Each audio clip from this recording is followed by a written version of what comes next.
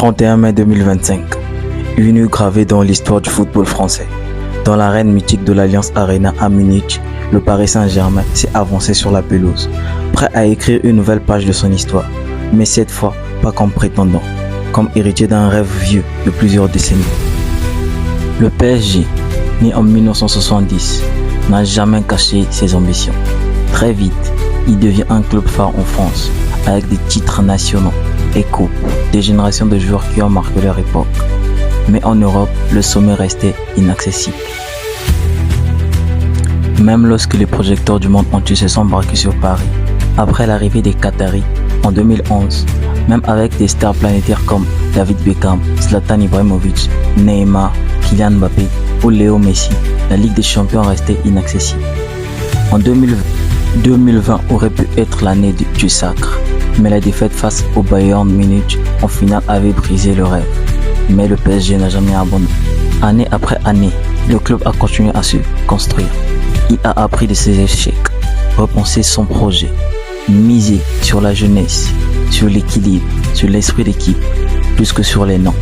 En 2025, cette évolution a porté ses fruits. Tout au long de cette campagne européenne, Paris a impressionné.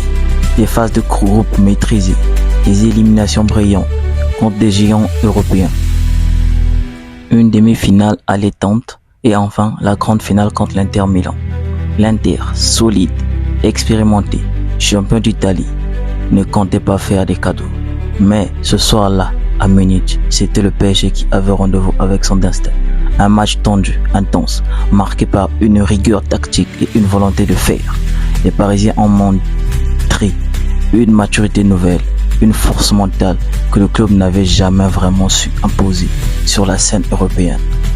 Et puis, ce but, celui qui a libéré tout un club, toute une ville, des millions de supporters à travers le monde. Le coup du sifflet final a sonné comme une délivrance. Paris est enfin roi d'Europe.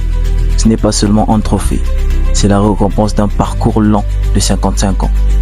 C'est la victoire d'un projet critiqué, d'un club souvent moqué, mais qui a tenu bon.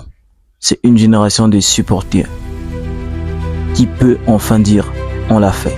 Le PSG n'est plus ce club en quête de reconnaissance. Il est entré dans la légende. Et cette finale de Munich restera pour toujours le symbole de cette transformation. Paris est magique et maintenant Paris est champion d'Europe.